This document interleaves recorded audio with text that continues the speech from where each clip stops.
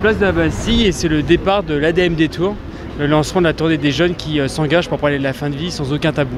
Heureusement, il n'y a pas que les mourants et les vieux sur la pente fatale, il y a aussi les autres qui pensent que ça devrait être un droit. C'est une question qui nous concerne tous et toutes, la question de la fin de vie est une question citoyenne, donc c'est vrai que c'est important que les jeunes parlent aussi de cette question-là, même si on a l'impression que ça ne nous concerne pas forcément directement. De ne pas attendre justement le dernier moment et de se préoccuper tant qu'on est...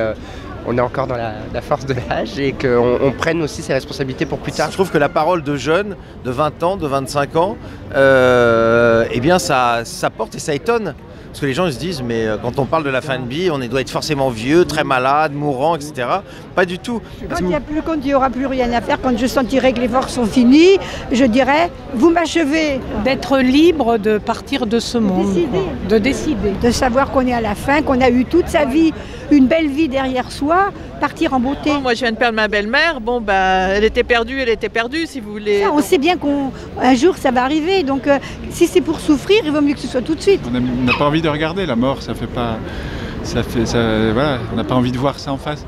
Pourtant, c'est des questions qui sont essentielles et qui concernent chacun, donc c'est pour ça qu'il faut s'y intéresser. C'est déjà tellement douloureux pour celui ou celle qui s'en va et ceux qui sont autour. Pourquoi en rajouter encore davantage avec des poids moraux ou des poids politiques? Et c'est important que les élus s'y intéressent parce que, à l'évidence, la loi aujourd'hui n'a pas abouti à quelque chose d'encore pleinement satisfaisant. Et donc il est nécessaire de poursuivre inlassablement ce combat. Je regrette encore aujourd'hui que M. Hollande, qui avait pris un engagement à ce sujet dans sa campagne présidentielle, nous a eu, si j'ose dire. L'engagement 21 de François Hollande intégrer l'euthanasie, même si ça n'avait pas été dit clairement, ou alors à des rares reprises, mais il n'est pas respecté clairement. Si on en est à la 3e loi Leonetti, c'est que ça ne fonctionne pas.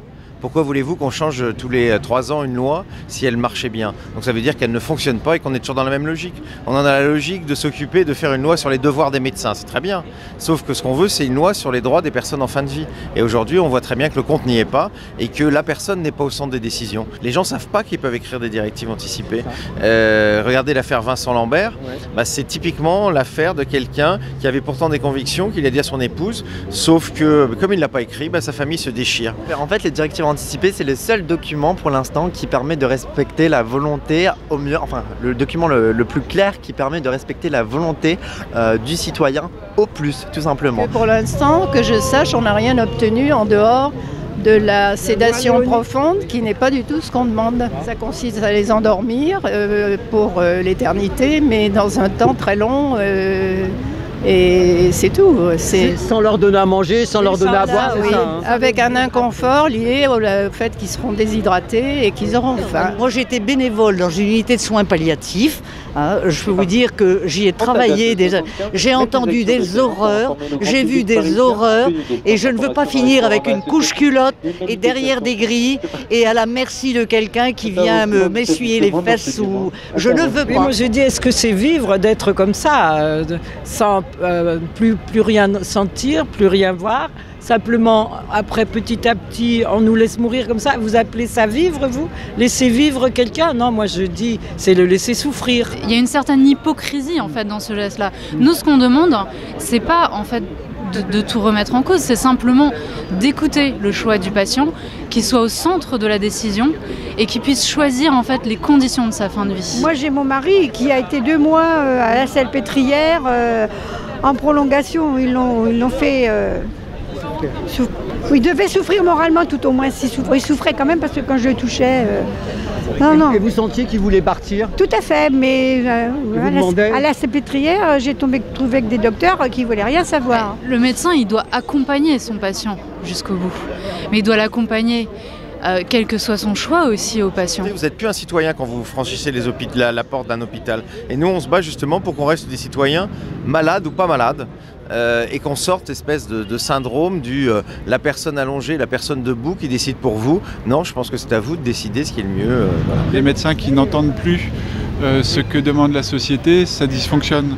ou alors une société qui n'entend pas les messages d'alerte que peuvent lancer les médecins ou les personnes qui s'occupent de gériatrie, ça pose aussi un problème. Donc il est important de bien rester en dialogue. Et c'est vrai qu'à un moment donné, dans le milieu médical, quand on est en fin de vie, on n'est plus vraiment un être humain, on est un patient.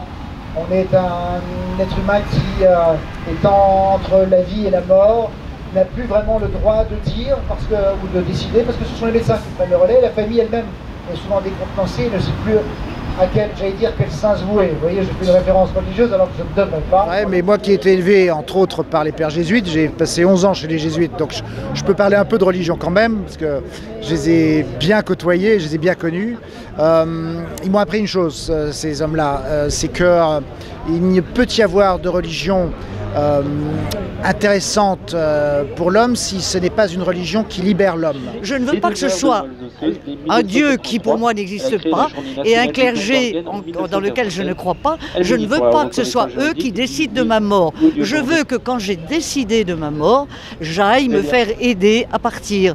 Bon, c'est moi qui veux en décider. On ne parle pas de quelque chose de mortifère, de morbide, on parle simplement de l'expression ultime, suprême de ce qu'est la liberté de chacun, de ce qu'elle devrait être, en tout cas, c'est-à-dire de pouvoir décider de comment on vit, bien sûr, mais aussi de comment on meurt, puisque décider de comment on meurt, c'est tout simplement, finalement, décider de comment on finit de vivre.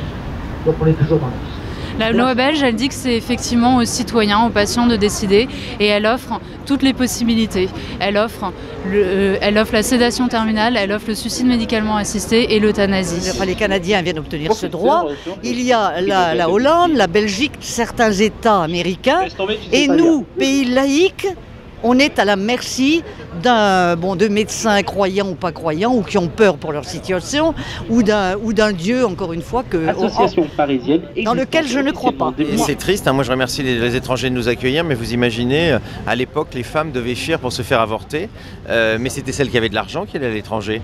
Les autres, elles avaient les faiseurs anges, elles en mouraient. En France, c'est la même chose. Ceux qui ont de l'argent, ils peuvent aller à l'étranger, et puis les autres, ils se suicident, ils se ratent souvent, ils sont encore plus malades, plus souffrants après. Donc on voit qu'en plus la loi qu'on demande c'est une loi d'égalité parce que 100% d'entre nous allons mourir mais pas dans les mêmes conditions. 3, 2, 1, 0.